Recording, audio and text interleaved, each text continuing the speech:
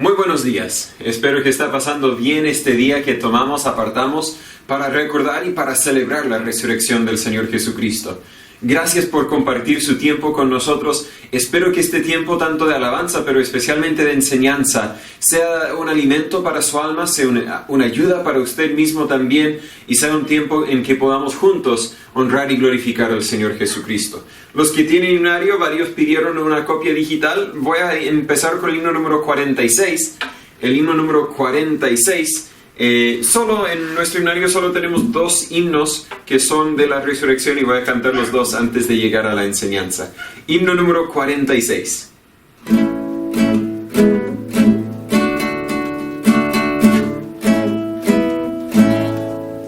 El Señor resucitó.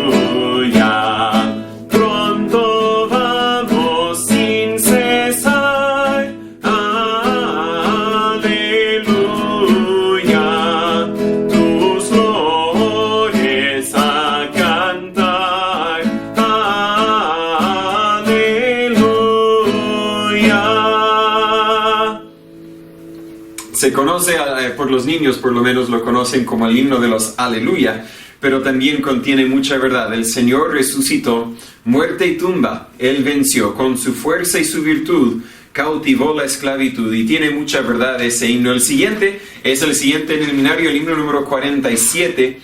Oh hermanos, dad a Cristo alabanzas 1000, Él la muerte ha vencido y la tumba vil. Himno número 47 para los que tienen nuestro himnario.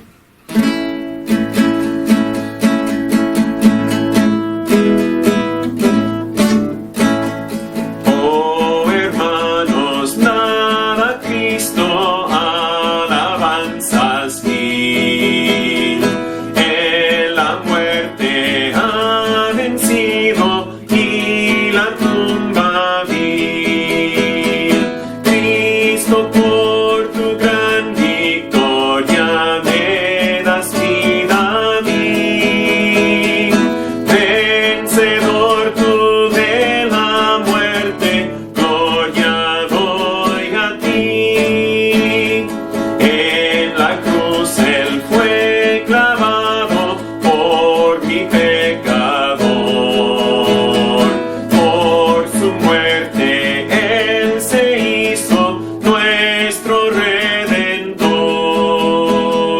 Cristo, por tu gran victoria.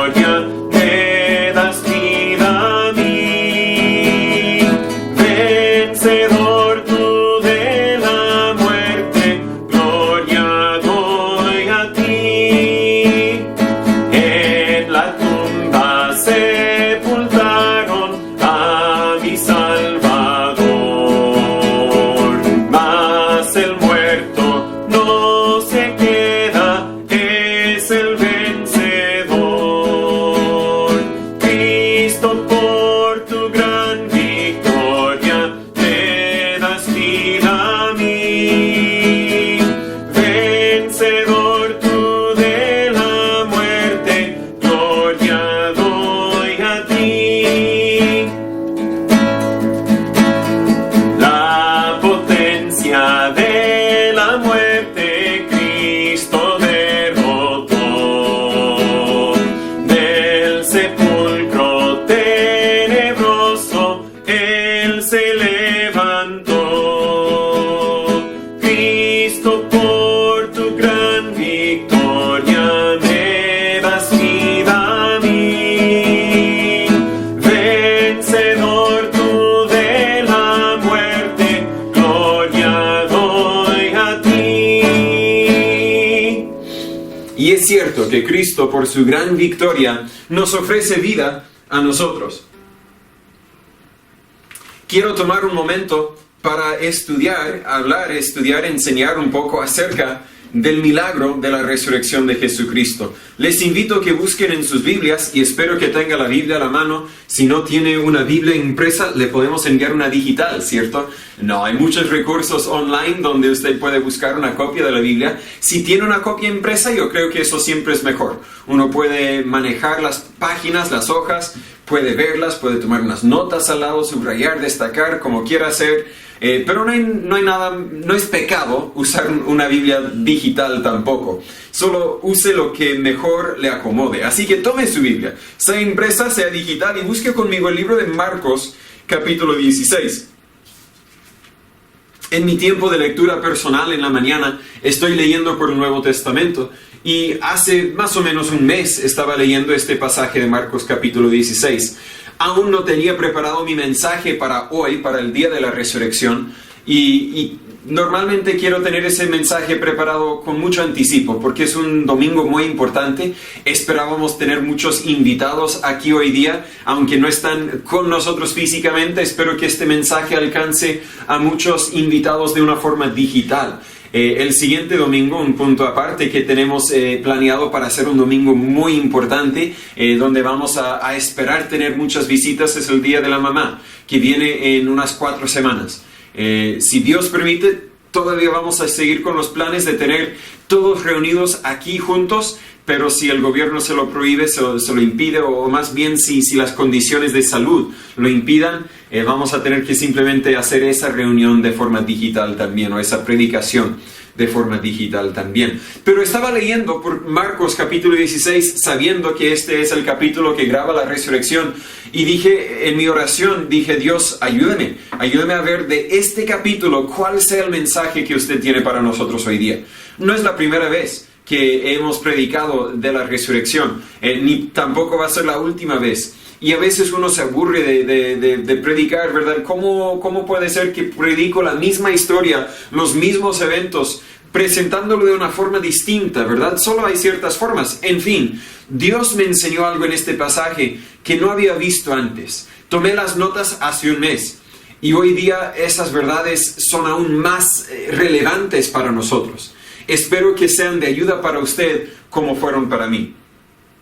Imagine conmigo, si leyéramos el capítulo 15 del libro de Marcos, si leyéramos los 15 capítulos anteriores a este capítulo 16, ¿cierto? Si entendiéramos el estado mental un poco de los seguidores de Jesús. Habían estado con Él por varios años algunos, le habían seguido, le habían servido, algunos habían hecho milagros en su nombre, muchos habían visto milagros hechos por Jesús. Tenían mucho ánimo, mucho entusiasmo por lo bueno que Jesús era, por lo bueno que Jesús estaba haciendo, y muchos creían que Él seguiría haciendo las mismas cosas aquí mismo con ellos en la tierra. Entonces, imagina conmigo el asusto, el shock, podríamos decir, que tenían al ver a su héroe, a su capitán, a su líder, matado, crucificado, muriendo de la forma tal vez más denegrada que podríamos imaginar, la forma más humilde, la forma más vergonzosa. Lo vieron morir ahí. Y ellos no pudieron hacer nada para ayudarlo. Y tal vez creyeron que él tampoco podía hacer nada para cambiar la situación. Cuando si es que eso pensaron, se equivocaron, ¿verdad? Porque Él es Dios en la carne. Él podía haber mandado ángeles para librarlo. Él podía, con un solo dicho de su palabra, haber matado a todos los soldados que le estaban humillando, crucificando. Él podía. No es que no podía hacer nada, podía. Pero los discípulos, los seguidores, tal vez creían, nuestro héroe ahora es incapaz. No sé exactamente qué creyeron. Murió, yo creo, miércoles en la noche. No vamos a debatir el tema. Algunos creen que jueves, otros creen que viernes. Creo que viernes es imposible. Creo que si estudiamos, murió miércoles en la noche. Jueves, viernes, sábado pasaron. ¿Qué estaban haciendo sus seguidores? La mayoría lo pasaron en luto. Lo pasaron llorando. Lo pasaron sufriendo físicamente, emocionalmente, por la gran pérdida de su capitán, de su héroe. El domingo en la mañana, el sol se levanta y leemos aquí en Marcos capítulo 16. La Biblia dice, cuando hubo pasado el sábado, María Magdalena y María la madre de Jacobo y Salomé compraron especias aromáticas para venir a ungirle. Y muy de mañana, el primer día de la semana, a la salida del sol, vinieron al sepulcro y decían entre sí, ¿quién nos removerá la piedra de la puerta del sepulcro? Y cuando miraron, vieron removida la piedra, que era muy grande. Y entrando en el sepulcro, vieron a un joven sentado al lado derecho, cubierto de una larga ropa blanca, y se espantaron. Y él les dijo, no os asustéis, buscáis a Jesús el Nazareno, el que fue crucificado. Ha resucitado, no está aquí, he aquí el lugar en donde le pusieron. Pero id, decid a sus discípulos y a Pedro que él va delante de vosotros a Galilea. Ahí le veréis como os dijo.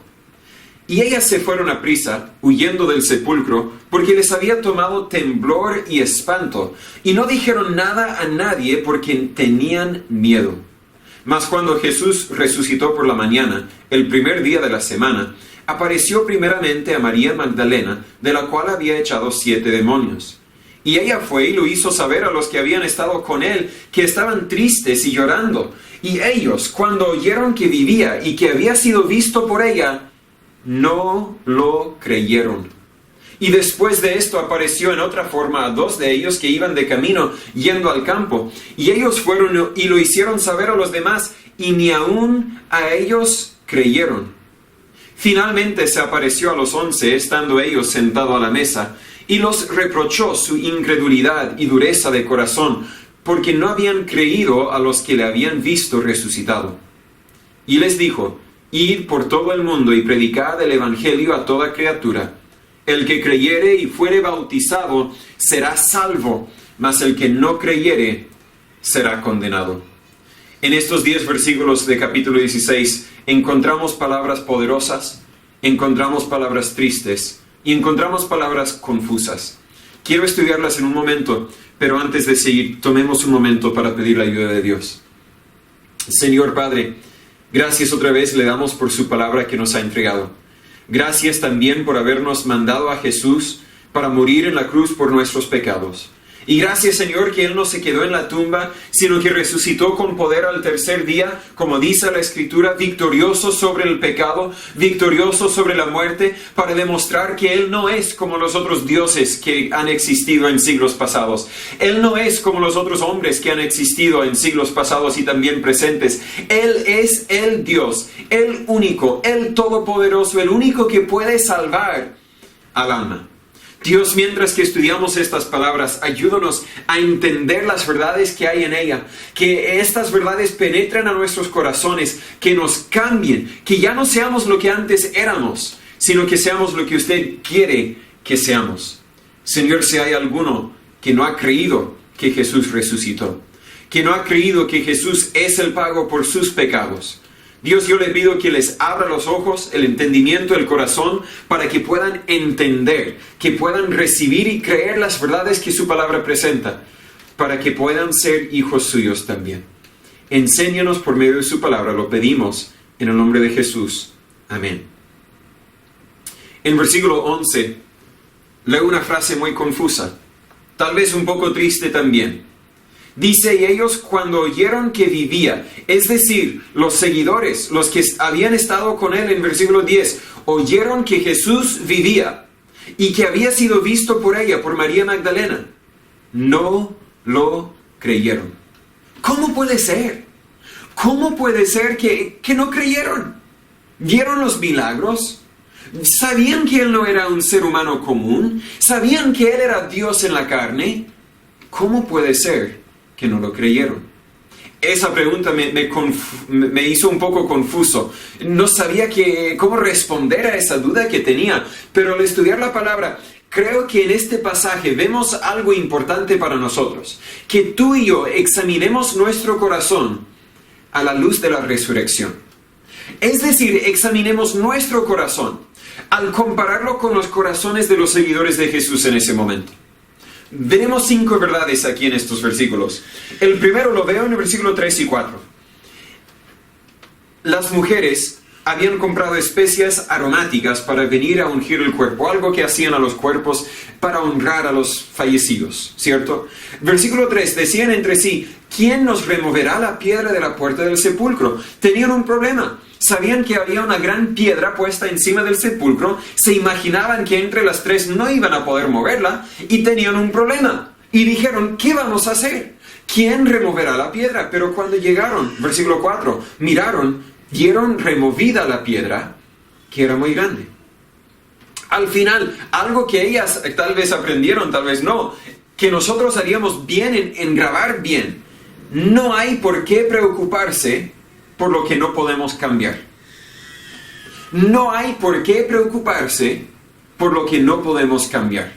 Ahora, voy a dar crédito a estas mujeres, estas hermanas, ¿cierto? Creo que eran creyentes en Jesús, entonces voy a llamarles hermanas. Estas hermanas no dejaron que esta preocupación impidiera que ellas hicieran lo que tenían que hacer. Espero que me explico bien. A veces nosotros somos culpables de preocuparnos por cosas que no podemos cambiar y de resultado no hacemos lo que debemos hacer.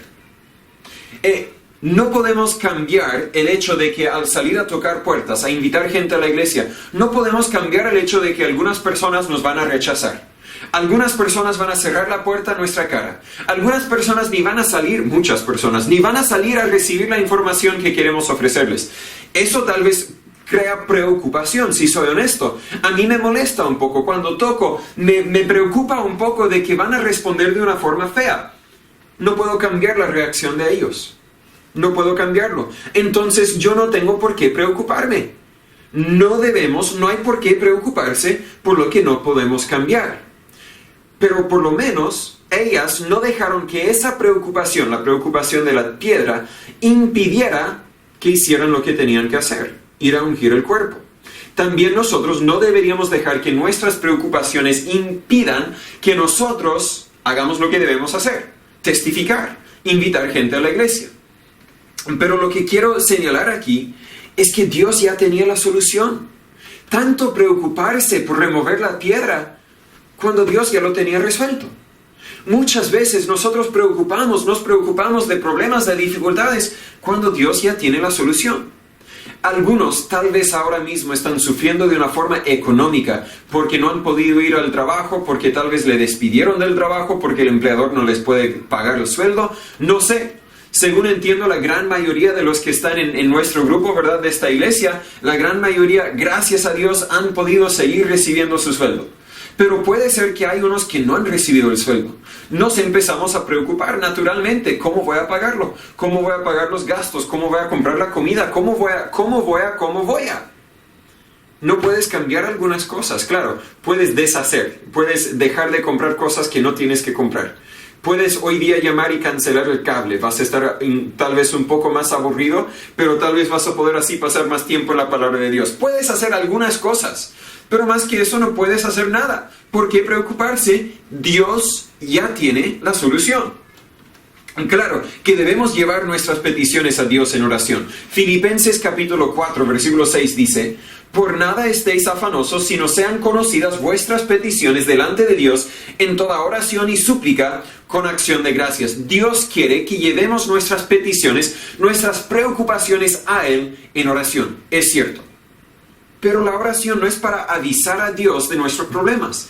Él ya lo sabe. Él ya conoce que estamos pasando por lo que estamos pasando. La oración no sirve para informar a Dios. La oración sirve entonces para cambiar nuestro corazón, para que esté dispuesto a aceptar la voluntad de Dios. La Biblia dice en 1 de Juan 3:20, porque si nuestro corazón nos reprende, mayor es Dios que nuestro corazón, y Él conoce todas las cosas. Dios, es que estoy tan molesto, Dios ya lo sabe. Dios, es que estoy tan enojado con... Dios ya lo sabe. Dios, estoy tan preocupado, Dios ya lo sabe. No estoy diciendo que nunca deberías comentar eso en la oración a Dios. Llévalo a Dios en oración. Es lo que la Biblia nos manda en Filipenses 4:6. Pero Dios ya lo sabe. No hay por qué preocuparse de eso. Dios ya sabe. Y Dios ya tiene la solución. Dios está en control. Pon el dedo aquí en Marcos capítulo 16 y busque conmigo Mateo capítulo 6. Un pasaje conocido. Voy a leer unos 10 versículos aquí de Mateo capítulo 6. En versículo 25 Jesús habla y dice, Mateo 6:25, por tanto os digo, no os afanéis por vuestra vida, qué habéis de comer o qué habéis de beber, ni por vuestro cuerpo, qué habéis de vestir. Muchas personas hoy día están preocupados de eso. Hace 2 meses tal vez no estaban preocupados de la comida, de la bebida, de la vestimenta, pero ahora sí están preocupados. Jesús estaba hablando a ti. Jesús está hablando a todos nosotros. ¿No es la vida más que el alimento y el cuerpo más que el vestido? Es decir, hay cosas más importantes. Versículo 26. Mirad las aves del cielo que no siembran, ni ciegan, ni recogen en graneros, y vuestro Padre Celestial las alimenta. ¿No sois vosotros mucho mejores que ellas? ¿Y quién de vosotros podrá, por mucho que se afane, añadir a su estatura un codo? No puede. Y por el vestido, ¿por qué os afanáis? Considerad los lirios del campo, cómo crecen. No trabajan ni hilan, pero os digo que ni aun Salomón con toda su gloria se vistió como uno de ellos. Y si a la hierba del campo, que hoy es y mañana es echada en el horno, Dios la viste así, ¿no hará mucho más por vosotros, hombres de poca fe? Por tanto, no os afanéis diciendo, ¿qué comeremos o qué beberemos o qué vestiremos? Porque los gentiles, es decir, los no creyentes, buscan todas estas cosas. Mas vuestro Padre Celestial sabe que tenéis necesidad de todas estas cosas. Dios ya sabe. No os afanéis. Versículo 34. Mas buscad primeramente el reino de Dios y su justicia, y todas estas cosas os serán añadidas. Así que no os afanéis por el mañana, que el mañana traerá su afán. Bástele al día su propio mal. El punto de todo este pasaje, no hay por qué preocuparse por lo que no puedes cambiar. Dios está en control. Volviendo a Marcos capítulo 16, en versículo 5 y versículo 8 veo la segunda verdad que quiero enseñar. Versículo 5 dice, y entrando en el sepulcro, las hermanas vieron a un joven sentado al lado derecho, cubierto de una larga ropa blanca, y se espantaron. Una reacción natural tal vez, ¿verdad? Si yo entrara a un lugar donde yo esperaba encontrar un cuerpo muerto, un cuerpo que no se mueve, y no veo el cuerpo y veo un hombre en vestidura blanca y larga, tal vez también me voy a asustar. Él vino para robar al cuerpo y no encontró plata en el cuerpo, así que ahora me va a robar a mí, aunque tampoco tengo plata. Tal vez es una reacción natural, pero vea conmigo versículo 8. Y ellas, las hermanas, se fueron a prisa huyendo del sepulcro porque les había tomado temblor y espanto, y no dijeron nada a nadie porque tenían miedo.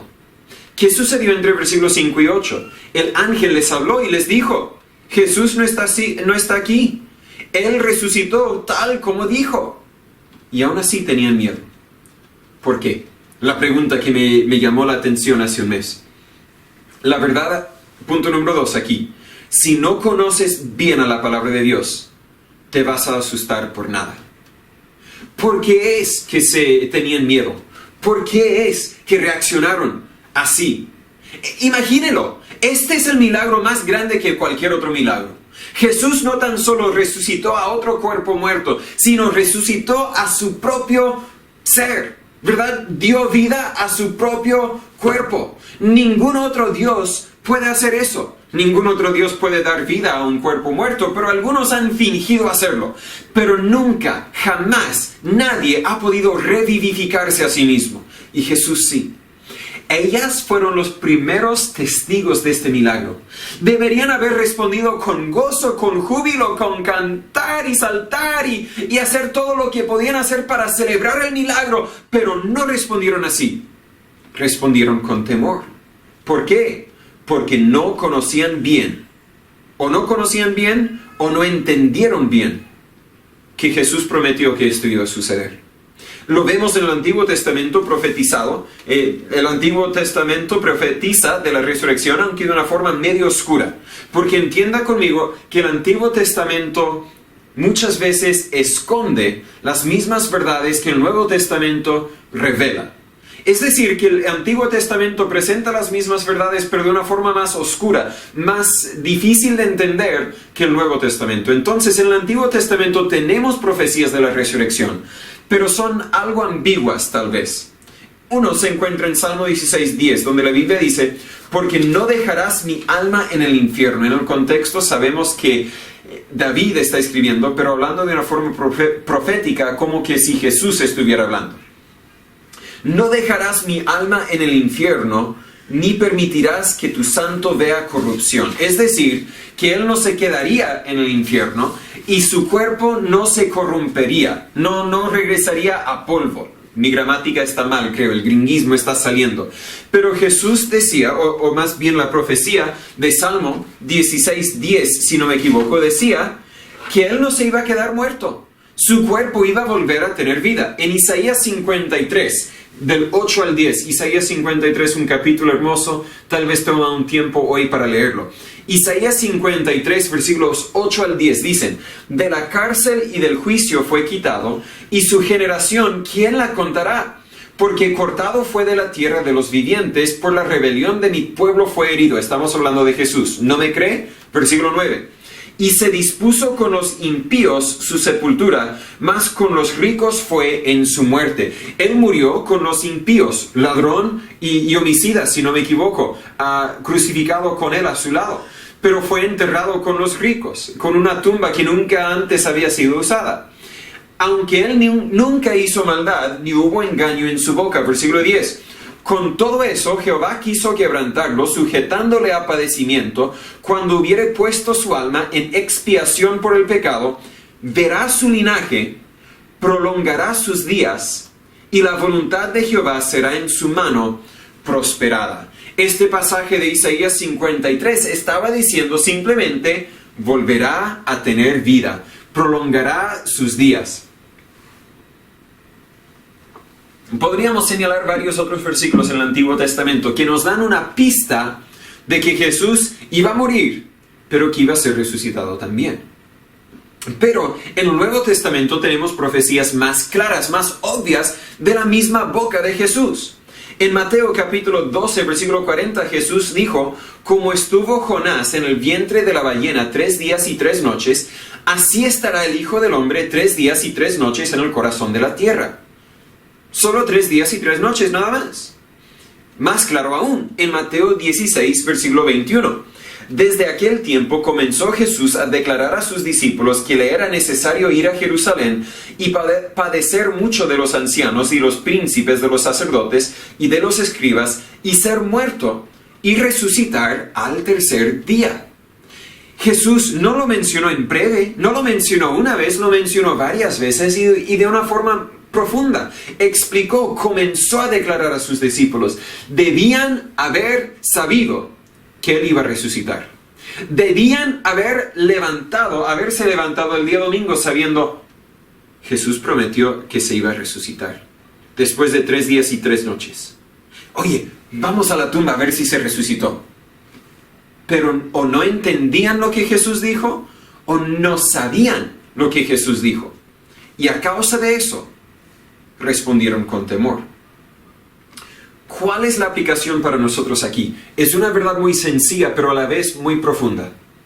Los que no conocen bien a la palabra de Dios tienen de qué temer.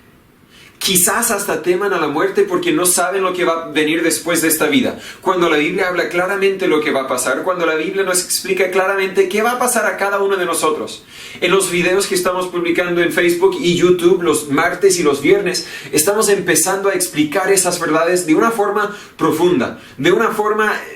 Sí, profunda, ¿verdad? Para que podamos entenderlo y entenderlo bien, no entenderlo a medias solamente. No hay de qué temer si conocemos bien a la palabra de Dios.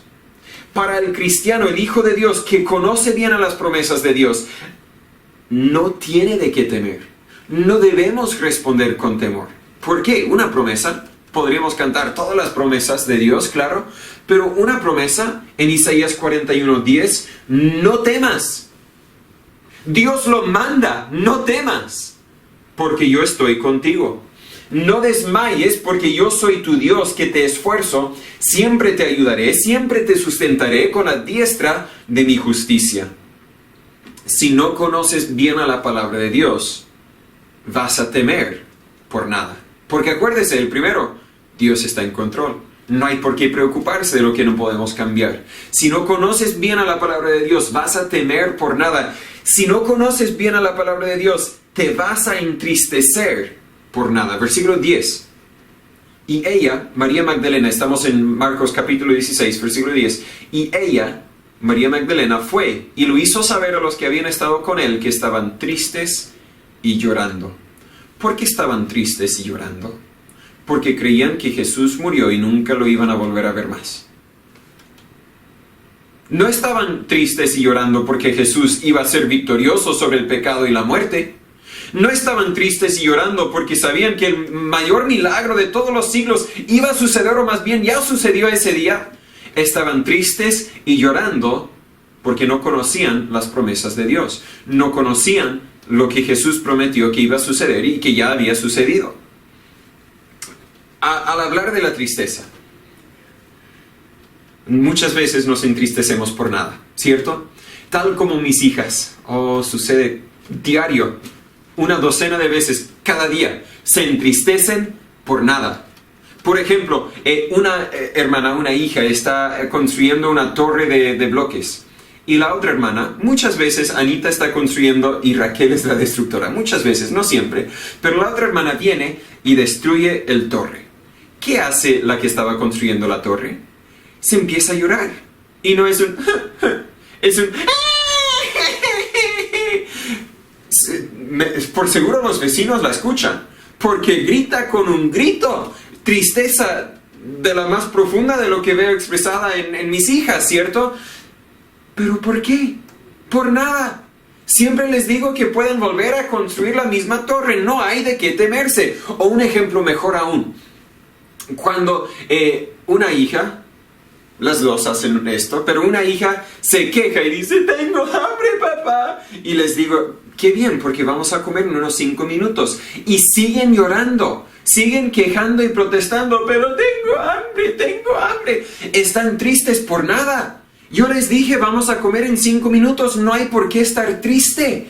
Pero o no escucharon lo que dije, o no entendieron lo que dije, tal vez más bien, porque no tienen mucho concepto de 5 minutos. Tal vez pensó que dije 5 horas, o 5 días, o 5 años, quién sabe. Pero así somos nosotros. Nos entristecemos por nada, porque primero Dios está en control. Pero a causa de no conocer bien a la palabra de Dios, nos entristecemos por nada. Cuando deberíamos decir, me acuerdo de lo que Dios dijo. No hay por qué estar triste. Él está en control. Él va a arreglar esta situación. La Biblia dice acerca de la tristeza que deberíamos estar tristes o deberíamos incluso llorar por nuestros pecados. En Santiago capítulo 4, versículos 8 y 9, la Biblia dice, acercaos a Dios y Él se acercará a vosotros. Pecadores, limpiad vuestras manos y vosotros de doble ánimo purificad vuestros corazones. Afligíos y lamentad y llorad. Vuestra risa se convierta en lloro y vuestro gozo en tristeza. Deberíamos estar tristes porque somos pecadores. Deberíamos estar tristes por nuestro pecado. También 2 Corintios 7, versículo 10 dice, porque la tristeza que es según Dios produce arrepentimiento para salvación, de que no hay que arrepentirse, mas la tristeza del mundo produce muerte. La tristeza para nuestro pecado es bueno, porque nos ayuda, nos lleva más bien al punto de arrepentimiento. Cuando estamos listos, deseamos alejarnos de nuestros pecados y seguir a Dios, confiar en Dios para nuestra salvación, o también para el cristiano, seguir a Dios. Lo mismo es cierto con mis hijas. A veces lloran por nada, porque la hermana derribó la torre, pero a veces lloran porque yo las castigo. Ese lloro es muy bueno, que lloren. Porque cuando yo les castigo y no lloran, yo no cumplí mi función de castigarlas, de corregirlas. Deben llorar, porque esa tristeza, un día, son muy tercas, así que un día tal vez muy lejana, pero un día, yo también era muy terco, un día se van a dar cuenta, ¿sabe? Esta tristeza tiene motivo. Yo no debería seguir haciendo lo que estaba haciendo, porque papá me seguirá castigando y yo seguiré con tristeza. Seguiré estando triste. Así que la tristeza cumple su función. Pero no debemos llorar. No debemos quejarnos con la voluntad de Dios, que es exactamente lo que los discípulos estaban haciendo aquí en Marcos capítulo 16. No debemos llorar. No debemos quejarnos con la voluntad de Dios. Romanos 8:28, si no lo memorizó, memorízalo. Pero sabemos que todas las cosas ayudan a bien, a los que aman a Dios, los que conforme a su propósito son llamados. Todas las cosas ayudan a bien. No hay por qué estar triste. Esto sucedió. Alguien perdió su pega. La reacción humana es estar triste. La reacción del cristiano debería ser: Dios está en control. Dios está obrando todas las cosas para mi bien. Yo entiendo que algunas personas han tenido más pérdida de lo que yo he tenido. Algunas personas han sufrido más de lo que yo he sufrido. Algunas personas han perdido seres familiares, tal vez a este virus, quién sabe. Algunos han perdido hijos. Es una tristeza profunda, una tristeza que yo no puedo imaginar, y no hay nada malo, no es pecado llorar y estar triste y llorar con los que lloran, la Biblia dice. Pero el cristiano no debería permanecerse en esa tristeza, porque el cristiano debería poder salir de su estado emocional y fijar sus ojos en Dios y en las promesas de Dios y en las verdades de la palabra de Dios y decir, ¿sabe? Dios está en control. Aunque me cuesta, me duele que mi ser querido, mi familiar ya no está conmigo, Dios está en control. Aunque yo no entiendo lo que está pasando, Dios está en control. Romanos 8:28 dice otra vez, sabemos que todas las cosas ayudan a bien a los que aman a Dios, a los que conforme a su propósito son llamados. A veces las cosas no van a ayudar para tu bien porque no amas a Dios como deberías amarlo. No estás obedeciendo a Dios como deberías obedecerle, porque si le amaras como deberías amarlo, estarías obedeciéndole como deberías obedecerle. ¿Me explico la idea? Pero en ese caso, Dios también está obrando para tu bien, porque Él está obrando de una forma para castigarte, para corregirte, para que vuelvas a donde debes estar, amándole como deberías amarle. Verdad número 4 que encontramos aquí en este pasaje. Primero, no hay por qué preocuparse por lo que no podemos cambiar. Dios está en control. Si no conoces bien a la palabra de Dios, te vas a entristecer por nada. Esta es la tercera, perdón. Te vas a asustar por nada. Si no conoces bien a la palabra de Dios, te vas a entristecer por nada. 4. Si no conoces bien a la palabra de Dios, vas a dudar la verdad. Volvamos a Marcos 16, versículo 11. Si no conoces bien a la palabra de Dios, vas a dudar la verdad. Y ellos, cuando oyeron que vivía, algunos de sus seguidores, María Magdalena, versículo 10, viene y se lo cuenta a los que habían estado con él, sus seguidores, y ellos, cuando oyeron que vivía y que había sido visto por ella, no lo creyeron. ¿Cómo podría ser? Versículo 12.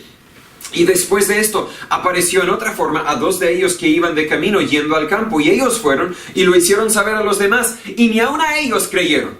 Viene María Magdalena, cuenta que Jesús vive, todos dicen, mujer, estás loca. Pero vienen 2 más, ahora son 3 los testigos que dicen Jesús vive y dicen, estás loco. Versículo 14, finalmente se apareció a los 11, estando ellos sentados a la mesa, y los reprochó su incredulidad y dureza de corazón. Imagínese.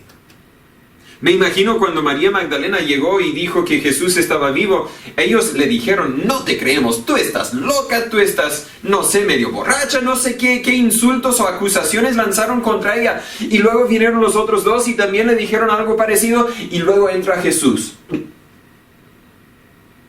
Perdón María, perdón otros 2, perdón Jesús. Dudé la verdad.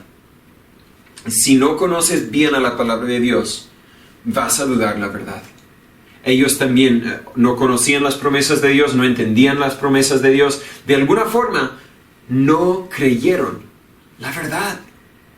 Yo he hablado con muchas personas acerca de las verdades de la Biblia. Algunos han creído y aceptado lo que la Biblia presenta, pero otras no pudieron creer la verdad. No creen que la salvación es un regalo totalmente gratuito. Efesios 2, 8 y 9 dice, porque por gracia sois salvos. Gracia significa que es un regalo, algo que no merecemos, favor no merecido. Por gracia sois salvos, por medio de la fe. Y esto no de vosotros, pues es don de Dios, es un regalo que Dios nos ofrece, no por obras, para que nadie se gloríe. Una verdad sencilla, una verdad que he presentado a muchas personas y la gran mayoría no lo han podido creer porque no conocían bien a la palabra de Dios o más bien no creyeron la palabra de Dios. No creen que la salvación es un regalo totalmente gratuito. No creen que uno no tiene que hacer nada para ser salvo. Romanos 4, versículos 4 y 5, la Biblia dice, ahora bien, al que obra, no se le cuenta el salario como gracia, sino como deuda. Pero al que no obra, pero cree en aquel que justifica al impío, su fe le es contada por justicia. Muchas personas no pueden creer que uno no tiene que hacer nada para ser salvo. Muchas veces quieren señalar lo que la Biblia dice en Santiago capítulo 2, de que la fe sin obras es muerta. En otra fecha espero poder explicar, o si usted quiere me escribe y se lo comento de una forma personal, la verdad profunda que encontramos en Santiago capítulo 2. Pero no está diciendo que si fe no tiene obras, la fe no es fe. Está diciendo que la fe, si no tiene obras, la fe no sirve de nada, no hace nada para ayudar a otras personas. Pero dicen, bueno, si yo tengo fe, yo voy a hacer algo. A veces es cierto, si yo tengo fe, yo voy a hacer algo. Yo tengo fe de que si me cuido y me alejo de las personas de una forma, por lo menos unos 2 metros, ¿verdad? Que yo seré menos probable de enfermarme con este virus. Entonces, ¿qué hago? Me alejo de las personas. Pero también si tengo fe, a veces no hago nada. Muchas veces cuando yo era niño, yo pedía a mi mamá, mamá, ¿puedo salir a jugar? Y ella me pedía si yo había hecho tal cosa. Cumpliste la tarea, limpiaste tu pieza. Yo decía, sí, mamá. Si ella tenía fe en mi palabra, ¿qué haría? Nada. Diría, anda Natán, ve a jugar. Pero muchas veces, porque ella es una mujer sabia y me conoce, no tenía fe en mi palabra. Muchas veces se subía a mi pieza o revisaba mi cuaderno para ver si realmente había limpiado la pieza o hecho la tarea. Hizo algo porque no tenía fe en mi palabra. Mi palabra no era suficiente para ella. Y con buen motivo. Pero el ser humano que dice, lee la Biblia y dice, yo no tengo que hacer nada para ser salvo, pero voy a hacer algo como quiera. Voy a ser fiel a la iglesia, voy a bautizarme, voy a dar mi ofrenda, voy a... Una gran lista de cosas que van a hacer como quiera. Lo que ellos están diciendo, no creen en la palabra de Jesús. No creen en la palabra de Dios. Porque tienen que hacer algo adicional. Otra vez, Romanos 4, 4 y 5. Ahora bien, al que obra, al que hace algo, no se le cuenta el salario, lo que recibe como gracia, un regalo, sino como una deuda. Es como que si ellos están tratando de pagar una deuda que nunca podrán pagar. Pero al que no obra, al que no hace nada, pero cree en aquel que justifica al impío. Dios dice que si yo creo en Él, yo soy salvo, eso es suficiente para mí. No tengo que hacer nada, no voy a hacer nada para ser salvo. Al que no obra, pero cree en aquel que justifica al impío, su fe le es contada por justicia. En otras palabras, Él es salvo. Pero muchas personas no creen en la palabra de Dios. No creen que la sangre de Jesús puede limpiarnos de nuestros pecados futuros, tanto como de los pecados pasados. Es decir, creen que si uno acepta el regalo de la salvación, pero luego peca, perdió la salvación. Cuando la Biblia dice otra cosa. Isaías 53, versículo 6. Todos nosotros nos descarriamos como ovejas, cada cual se apartó por su camino, mas Jehová cargó en él, en Jesús, el pecado de todos nosotros. ¿Cuáles pecados? ¿Los pasados? Sí, pero también los pecados futuros, porque cuando Jesús murió en la cruz, todos mis pecados eran futuros. Y Dios cargó en él los pecados que Natán no había cometido aún. Los cargó en Jesús, y cuando Jesús murió en esa cruz, pagó la deuda por mis pecados, tanto los pasados como los futuros, para que cuando yo aceptara el regalo de la salvación, tanto mis pecados pasados como mis pecados futuros fueron cancelados, fueron perdonados, y yo ahora estoy libre, pase lo que pase. En 1 de Juan capítulo 2, versículo 2, otra vez la Biblia dice, y Él, Jesús, es la propiciación o el pago por nuestros pecados. Y no solamente por los nuestros, sino también por los de todo el mundo. Todos los pecados en todo el mundo, Él es el pago para esos pecados. Él no tiene que morir otra vez porque yo pequé otra vez. Él no tiene que salvarme otra vez porque pequé otra vez. Porque cuando yo acepté el regalo de la salvación por medio de la fe, me salvó, me perdonó, me lavó de todos mis pecados pasados, tanto como los futuros. Pero mucha gente no puede creer esta verdad, porque no conocen bien lo que la Biblia dice. Y no creen que simplemente tienen que creer. En Juan 3:36 la Biblia dice, el que cree en el Hijo tiene vida eterna. No hay nada más que hacer. El que cree en el Hijo tiene vida eterna. No hay letra chica, ¿verdad? Muchas veces alguien ve un anuncio y les dice, mira, si vienes a la tienda vas a recibir un gift card de 10,000 pesos. No sé, si vienes a la tienda este día. Pero luego abajo dice, solo los primeros 100 van a recibir el gift card. Y luego dice, también tendrás que gastar por lo menos 50,000 pesos. Y luego dice, y tendrás que dejarnos tus datos. Y luego dice, y etcétera. Otras condiciones. No hay otras condiciones. El que cree en el Hijo tiene vida eterna. Así de sencillo. El que cree que Jesús es suficiente y no hace nada para agregar a su salvación, tiene vida eterna. Más el que es incrédulo al Hijo, al que dice, bueno, yo sé que Jesús murió por mis pecados, pero yo creo que el pago de Jesús no fue suficiente.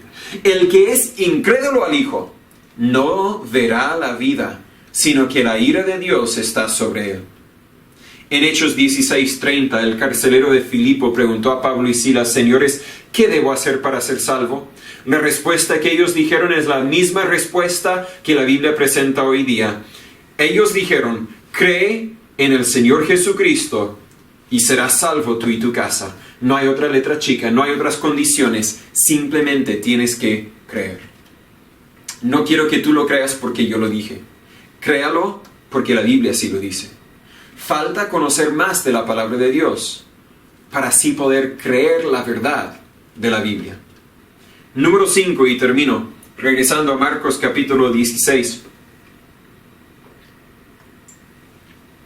En versículos 15 y 16 dice, y les dijo, Jesús les dijo, id por todo el mundo y predicad el evangelio a toda criatura. El que creyere y fuere bautizado será salvo, mas el que no creyere será condenado.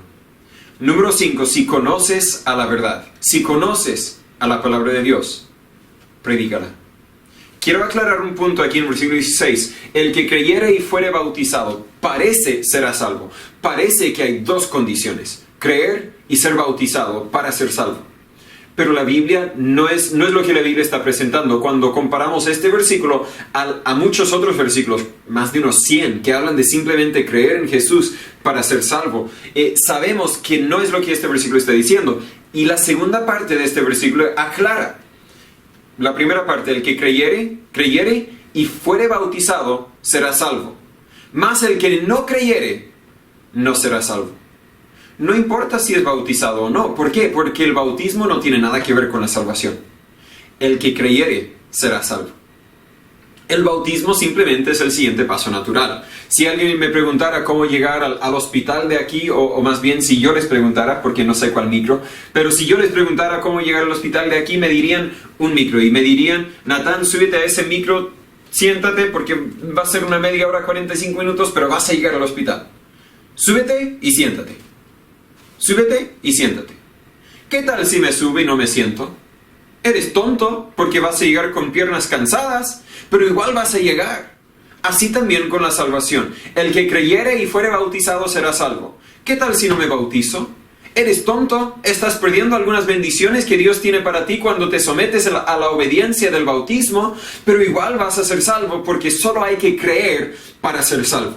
Habiendo aclarado eso, volvamos al versículo 15. Jesús les dijo: ahora que entienden toda la verdad, ahora que realmente creen todo lo que les había dicho, id por todo el mundo y predicad el Evangelio a toda criatura.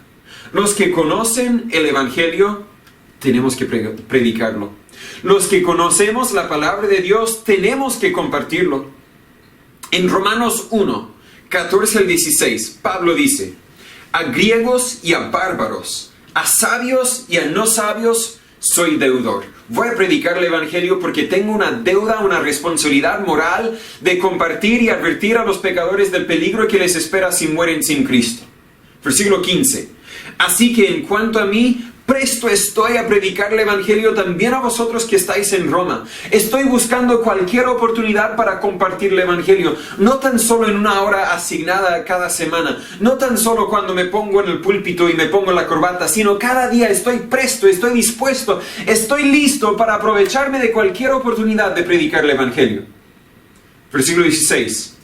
Porque no me avergüenzo del Evangelio de Cristo, porque es el poder de Dios para salvación a todo aquel que cree, al judío primeramente y también al griego. No puedo avergonzarme de las buenas nuevas de que Jesús quiere salvar a cualquier que está dispuesto a creer. De que Jesús puede salvar a cualquier que viene a Él en arrepentimiento y fe. No puedo avergonzarme, no puedo dejarlo, mantenerlo dentro de mí. Tengo que compartirlo, tengo que predicarlo. Si hoy tú conoces a la verdad de la palabra de Dios, predícala. De este pasaje entiendo que entre más conozco la palabra de Dios, menos tengo que temer, menos tengo que dudar, menos tengo que estar triste y más podré disfrutar de la vida que Dios me ha dado. Durante estas semanas o tal vez algunos meses que algunos estamos medio encerrados, decide pasar más tiempo leyendo y estudiando la palabra de Dios. Conoce más, entienda más de la palabra de Dios. Si yo puedo ayudarle, avísame. Tal vez podríamos organizar un estudio bíblico por video, sea por Zoom, sea por Facebook, sea de alguna forma, poder compartir las verdades de la palabra de Dios contigo. Pero más que estudiar la palabra de Dios, te imploro a que creas la palabra de Dios. Cree que Jesús murió en la cruz y cree que Jesús murió por ti. Cree que Él pagó toda la deuda de tus pecados y que nada de lo que tú haces o no haces podrá cambiar esa realidad. Cree que Jesús es suficiente y Él te salvará. Y si has confiado en Jesús, comparte la verdad del Evangelio con tus amigos, con tus familiares. Utiliza las herramientas digitales que tenemos. Comparte este video, ¿cierto? Pero toma tiempo para escribir o para llamar a algunos contactos personalmente para ayudarles a entender la verdad que tú has aceptado, de que Jesús es suficiente. Hoy día celebramos el hecho de que Cristo vive, pero no lo celebramos porque, qué bien, Él vive, no se quedó muerto, sino lo celebramos porque ese acto cambió nuestras vidas, por lo menos cambió la mía. Espero que haya cambiado la tuya. Si no ha cambiado la tuya, ¿por qué no? ¿Por qué no has creído en Él? ¿Por qué no has aceptado el regalo de la salvación que Él ofrece? Si te queda alguna duda de esta salvación, por favor escríbeme. Estoy dispuesto a cualquier horario. Tengo que dormirme, pero en la mañana te respondo si estoy dormido cuando me escribas. Estamos para ayudarle a conocer esta verdad tan importante. Oremos. Señor Padre, gracias otra vez por su palabra. Gracias por amarnos. Gracias por enseñarnos la verdad. Gracias por salvarnos, por cambiarnos. Si hay uno que no ha creído, que no ha aceptado por fe el regalo de la salvación, Señor, yo le pido que usted obre en sus vidas, que puedan entender, que puedan recibir, que puedan creer y que puedan ser salvos. No hay promesa de mañana. Que hoy sea el día de su salvación. Guíanos durante la semana y ayúdanos a compartir estas verdades. En el nombre de Jesús lo pedimos. Amén.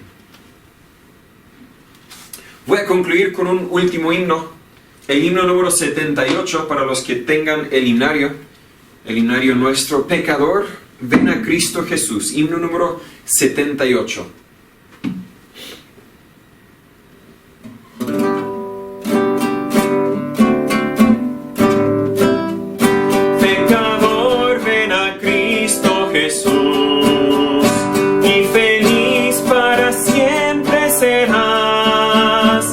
Si tú le quisieres tener, al divino Señor hallarás. Ven a Él, quien te espera, tu buen Salvador. Ven a Él, quien te espera, tu buen Salvador.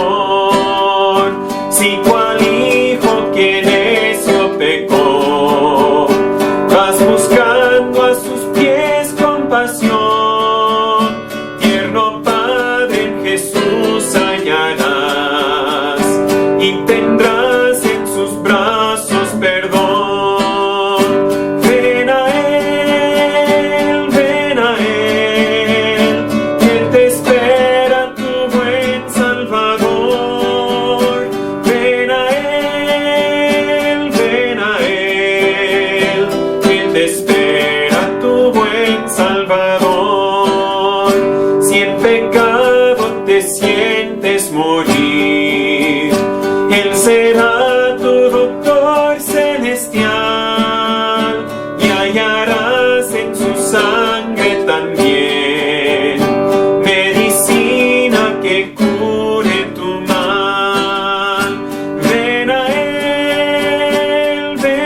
Él, quien te espera, tu buen Salvador. Ven a Él, quien te espera, tu buen Salvador. Ovejuela que huyó del redil, he aquí tu benigno Señor, y en los hombros llevada serás de tan dulce y amante pastor. Ven a Él, que te espera, tu buen Salvador. Ven a Él, que te espera, tu buen Salvador. Sigamos orando los unos por los otros. Siempre da gusto escuchar de cada uno de ustedes, así que escríbanos cuando tenga oportunidad. Si en algo podemos ayudarles, siempre estamos al alcance del celular. Que Dios les bendiga.